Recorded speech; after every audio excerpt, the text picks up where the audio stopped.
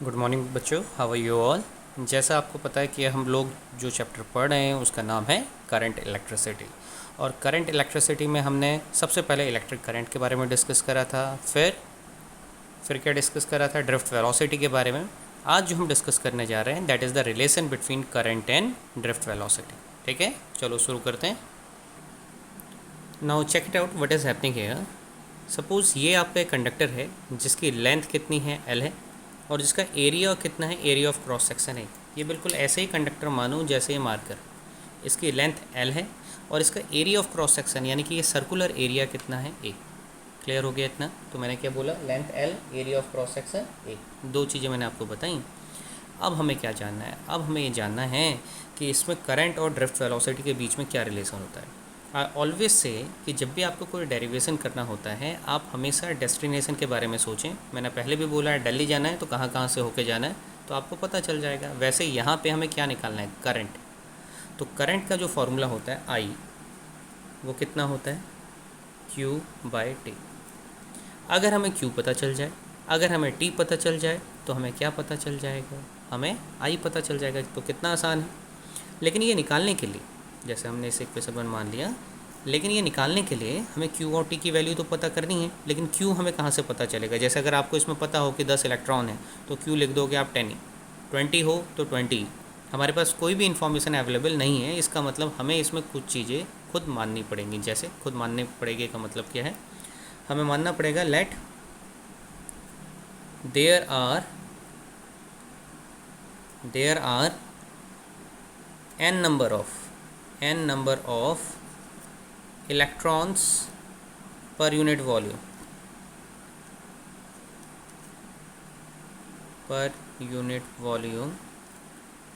in the conductor। जो conductor दिख रहा है आपको, जिसकी लेंथ l है और एरिया a है, उसमें नंबर ऑफ़ इलेक्ट्रॉन्स पर यूनिट वॉल्यूम कितना है, n। देखोगे तो नंबर ऑफ़ इलेक्ट्रॉन्स पर यूनिट वॉल्यूम हमारा कितना बोला हम लोगों ने, हमने बोला वो n। इसका मतलब क्या है? अब बड़ा आसान सा है, इसको पहले समझ लेते हैं क्या है। मैंने बोला n है क्या, नंबर ऑफ़ इलेक्ट्रॉन पर यूनिट वॉल्यूम। अब अगर कोई पूछता है पूरे कंडक्टर में कितने नंबर ऑफ़ इलेक्ट्रॉन हैं तो वो कैसे निकालेंगे आप लोग, वो चेक कर लेते हैं। देखो कैसे निकालेंगे। हमने बोला n है नंबर ऑफ़ इलेक्ट्रॉन पर यूनिट वॉल्यूम।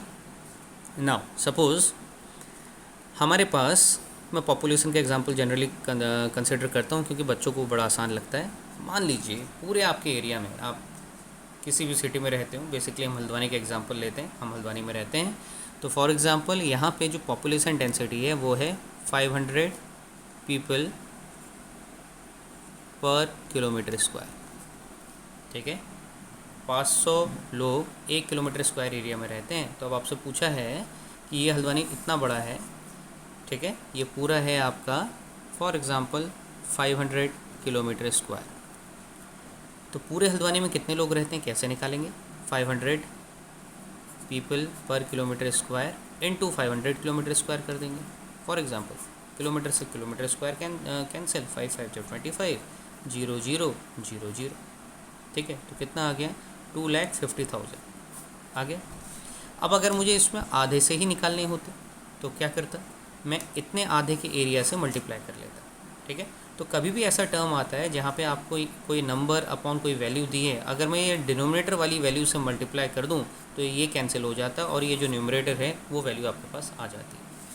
सपोज़ हम लें आप कंडक्टर, ये आपका कंडक्टर है और हम ये मान रहे हैं कि इसमें क्या है, n नंबर ऑफ़ इलेक्ट्रॉन पर यूनिट वॉल्यूम, यानी कि नंबर ऑफ़ इलेक्ट्रॉन पर यूनिट वॉल्यूम, यही तो हमने माना। ठीक हो गया, यानी कि ये इसकी इलेक्ट्रॉन डेंसिटी है। तो यहाँ पे पर unit volume in the conductor, तो ब्रैकेट में लिख सकते हो इलेक्ट्रॉन डेंसिटी,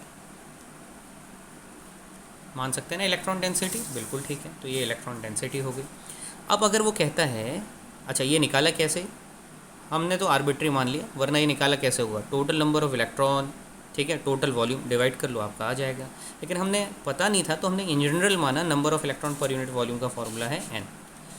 अब अगर मान लो ये है 10 इलेक्ट्रॉन पर यूनिट वॉल्यूम, यानी कि पर सेंटीमीटर स्क्वायर, ठीक है। इसका जो निकल के आया कोई भी कंडक्टर का आपको वैल्यू निकाल के दे दी है साइंटिस्ट ने, वो है 10 इलेक्ट्रॉन पर सेंटीमीटर स्क्वायर।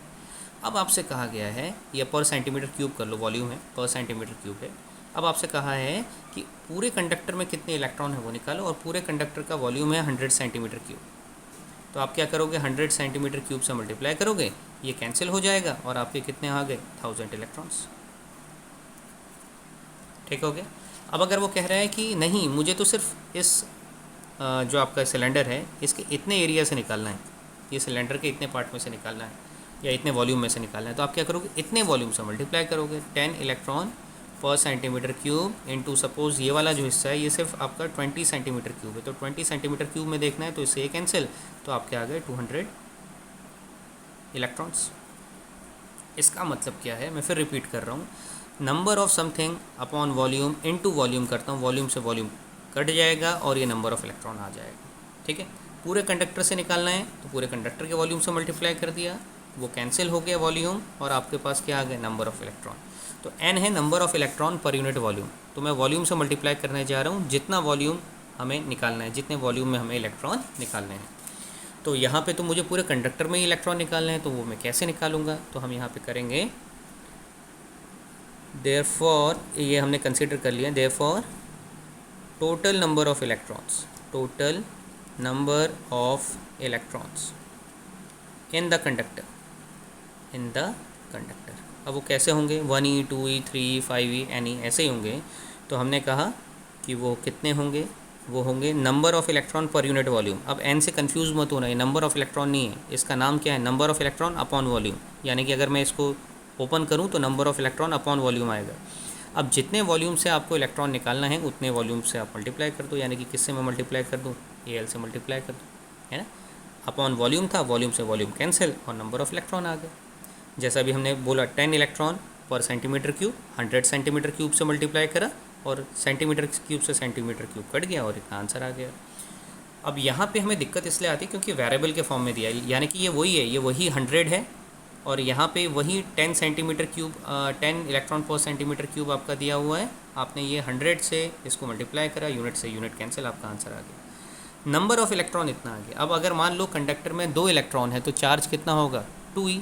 10 इलेक्ट्रॉन है तो चार्ज कितना होगा, 10e। अगर इतने इलेक्ट्रॉन है तो चार्ज कितना होगा, तो टोटल चार्ज कितना होगा, टोटल चार्ज 2 में 2, 5 में 5, 10 में 10 और इतनों में कितना हो जाएगा, NaL इंटू। ठीक है। तो हमारे पास टोटल चार्ज निकल के आ गया। पहला हमारी रिक्वायरमेंट यही थी कि अगर करंट निकालना है तो आपको Q की वैल्यू पता होनी चाहिए। तो हमने क्या निकाल लिया, Q की वैल्यू तो हमने निकाल ली। अब हमें किसकी वैल्यू निकालनी है, अब हमें निकालनी है, Q देख लिया ना सबने, अब हमें निकालनी है किसकी वैल्यू, हमें निकालनी है टाइम की वैल्यू। अब देखो ये कंडक्टर की लेंथ कितनी है, L। इलेक्ट्रॉन कहाँ को जाता है, इलेक्ट्रिक फील्ड यहाँ से यहाँ को लग रहा है तो इलेक्ट्रॉन उसके अपोजिट डायरेक्शन में जाता है। अगर इसकी लेंथ L है, इलेक्ट्रॉन इसके अपोजिट डायरेक्शन में जाता है, इलेक्ट्रिक फील्ड के अपोजिट डायरेक्शन में जाता है, तो आपका टाइम कितना हो जाएगा। तो देखो वेलोसिटी आपकी इधर को है, ड्रिफ्ट वेलोसिटी इधर को है, लेंथ L कवर कर रहा है तो डिस्प्लेसमेंट कितना है L। तो टाइम अगर आर्बिट्री हम मान ले, हमें नहीं पता कितना, हमने T मान लिया इस कंडक्टर को क्रॉस करने के लिए, तो हम ये कह सकते हैं क्या, हम velocity equal to displacement upon time, ये तो सबको पता है। तो यहाँ वेलोसिटी कितनी है, v/d, और याद रखो v के साथ d बेस में लिखा है, तो ये सिर्फ आपको बता रहा है ड्रिफ्ट वेलोसिटी इसे बोलते हैं। ऐसा मत करना है कि आपने v इंटू डी कर दिया, बहुत बच्चे ऐसे लिख लेते हैं v इंटू डी, इसका कोई सेंस नहीं है क्योंकि दोनों अलग अलग अल्फ़ाबेट हो गए। इज इक्वल टू डिस्प्लेसमेंट, कितनी लेंथ कवर कर रहा है L और कितना टाइम ले रहा है t। तो यहाँ से t की वैल्यू कितनी आ गई, L अपॉन v/d निकल गया। तो इक्वेशन नंबर 2 आपका टाइम भी आ गया। सबसे पहले हमने क्या निकाला था, सबसे पहले हमने निकाला था आपका क्या, सबसे पहले हमने निकाला था आपका चार्ज, और अब हमने क्या निकाला है, टाइम। चार्ज और टाइम दोनों आ गए तो इक्वेशन 1 पे पुट कर दो, putting second and third in equation 1 put करो, तो I is equal to Q NaLe, T कितना है L/v/d, ये होगा। यहाँ पे देखो क्लियर दिख जाएगा, L से L कैंसिल, ये v/d ऊपर जाएगा जंप करके, तो कितना हो जाएगा NaeV/d, ठीक है, मुझे ऐसे लिखना ज़्यादा पसंद है NEAVD, तो मैं वैसे ही लिख रहा हूँ, आपकी मर्जी है, ऐसे ही लिख के इसे छोड़ दें तो आई की वैल्यू आ गई। तो यहाँ पे करंट भी आ गया, ड्रिफ्ट वेलोसिटी भी आ गई, तो हमें रिलेशन आ गया, relation between current and drift velocity. So this is the final expression. तो हमने क्या करा, आई की वैल्यू निकाली, उसके लिए हमें क्यू की वैल्यू चाहिए थी। क्यू हम डायरेक्टली तो निकाल नहीं सकते थे, तो हमने मान लिया कि n नंबर ऑफ इलेक्ट्रॉन पर यूनिट वॉल्यूम।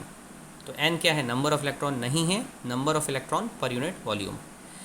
लेकिन ये नंबर ऑफ इलेक्ट्रॉन पर यूनिट वॉल्यूम है, तो हम क्या करेंगे, टोटल इलेक्ट्रॉन निकालने के लिए इस वॉल्यूम में नंबर ऑफ इलेक्ट्रॉन पर यूनिट वॉल्यूम को वॉल्यूम से मल्टीप्लाई करेंगे। वॉल्यूम से वॉल्यूम कट गया और हमारे पास नंबर ऑफ इलेक्ट्रॉन आ गए। अगर 5 इलेक्ट्रॉन 5e, 10 इलेक्ट्रॉन 10e, इतने electron this much into e, charge आ गया। फिर हमने कहा velocity equal to displacement upon time, displacement L है और वेलोसिटी ड्रिफ्ट वेलोसिटी जो हम पहले लेक्चर में पढ़ चुके हैं। तो वी डी कितना हो जाएगा, एल अपॉन टी, टी की वैल्यू निकाली, वैल्यू पुट करी, आई की वैल्यू आ गई। नाउ आई सपोज़ आपका अगर कोई डाउट हो तो क्लियर हो गया होगा, नहीं है तो फिर भी आप मुझे बता सकते हैं। So it's done I suppose, clear, ठीक हो गया। Ohm's law. अभी कहीं पे भी देखना, कहीं पे कुछ मुझे कट करना होगा, ओवर राइटिंग में कर लेता हूँ, लेकिन मैं पेज वेस्ट नहीं करता ज़्यादा, इसलिए आपको लगता होगा अरे सर ने यहाँ पे ओवर राइटिंग कर दी है ना, why to waste a page, वैसे ही कम है। चलिए ठीक है, ओम्स लॉ। तो ओम्स लॉ की हम बात करते हैं। जब कोई लॉ आता है, Newton law, Ohm's law, universal law of gravitation, हम खुश हो जाते हैं, हमें लगता है कि नहीं फिज़िक्स में यही थियोरेटिकल है और बहुत ही बढ़िया। और कोई पूछे तो हम झट से कह देते हैं V equal to R I, जो बिल्कुल गलत है। V equal to R I is the output of Ohm's law. What is Ohm's law, तो आपको डिफ़ाइन करना पड़ेगा, तो अब हम डिफ़ाइन करते हैं उसे। व्हाट इज़ ओम्स लॉ, अब देखो क्या है Ohm's law. The current flowing through the wire is directly proportional to the potential difference across the end of the wire. पहले से ही पता है I बढ़ता है तो V बढ़ता है, कब, जब external condition such as temperature remains constant. तब तो ये बड़ा आसान हो गया, क्योंकि हमने पढ़ा तो है ही 10th में। I is proportional to V, और ये कैपिटल लिखते हैं, और V is proportional to I, और V is equal to R I. लेकिन बट ये V और I क्या होता है? सर आप कहोगे पोटेंशियल डिफरेंस होता है और I करंट होता है, लेकिन इसको समझना भी तो है। माइट भी आपने 10th में पढ़ा हो, बहुत अच्छी बात है, नहीं पढ़ा है तो मैं आपको बताता हूँ। देखो मैं हमेशा कहता हूँ और हमेशा इसमें लेता भी हूँ, एनालॉगी लो वाटर की, फिर उसके बाद इसे समझो करंट में। एनालॉगी से हमारा मतलब क्या है, एनालॉगी से हमारा मतलब ये है, मान लो एक टैंक है जिसमें बहुत सारा पानी है, ठीक है, उस टैंक की हाइट बहुत ज़्यादा है लेकिन पानी उसमें बहुत कम है, और उसमें बिल्कुल बॉटम पे आपका हमने एक होल कर दिया। जैसे ये टैंक है, ये आपको दिख रहा है, ये स्ट्रेट खड़ा है, इसमें यहाँ पे मैंने बॉटम पे एक होल कर दिया, यहाँ से पानी निकल रहा है, लेकिन इसमें जो पानी है वो अभी बहुत कम है, इतना ही पानी है बस, यहाँ से यहाँ तक, जहाँ तक मेरा थंब है यहीं तक का पानी है। तो क्या होगा, यहाँ से जो आउटपुट पानी निकलेगा वो बहुत ज़्यादा होगा या बहुत कम होगा, बहुत कम होगा। अब मैंने वाटर यहाँ तक भर दिया, ये रेड मार्क तक, ठीक है, तो अब इसे ऐसे खड़ा करा, यहाँ से जो वाटर निकलेगा वो बहुत ज़्यादा है, बहुत कम स्पीड से निकलेगा, हम सबको पता है ना। तो इसका मतलब इसकी एनालॉगी ऐसे लो, जो इसमें वाटर हम फिल कर रहे हैं वो चार्ज है, और जो इसमें हाइट है वाटर की वो क्या है, पोटेंशियल डिफरेंस। मैं फिर रिपीट कर रहा हूँ, जितना आपने पानी इसमें भरा, पानी जितना आप इसमें भरते गए उतना ज़्यादा इसका पोटेंशियल बढ़ गया, ठीक है।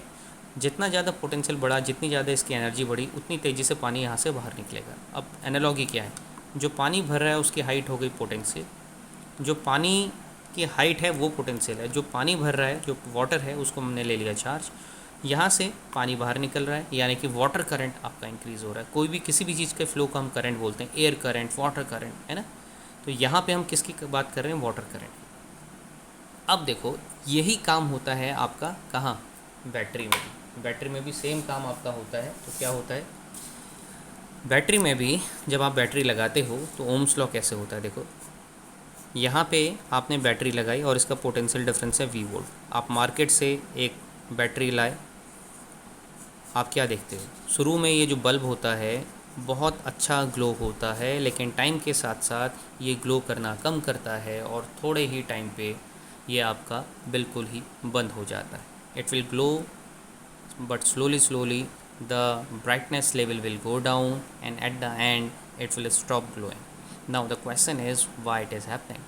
Because the potential difference between these and positive and negative goes on decreasing.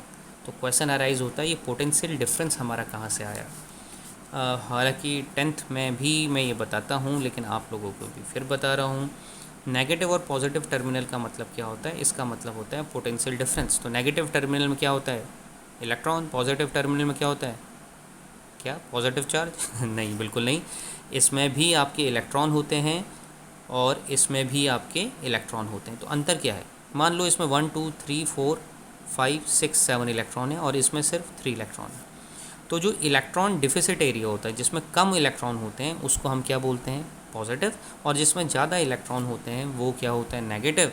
और यहाँ पे हम को जो बल्ब लगाते हैं वो ग्लो करना लग जाता है। अब देखो हो क्या रहा है, ये बिल्कुल वैसे ही है जैसे आपके पेरेंट्स जब वोटिंग करने जाते हैं, अभी तो आप जा नहीं रहे हैं, कुछ टाइम के बाद जाएंगे, तो वहाँ हम कैसे कंपेयर करते हैं? एक ज़्यादा करप्ट, एक कम करप्ट।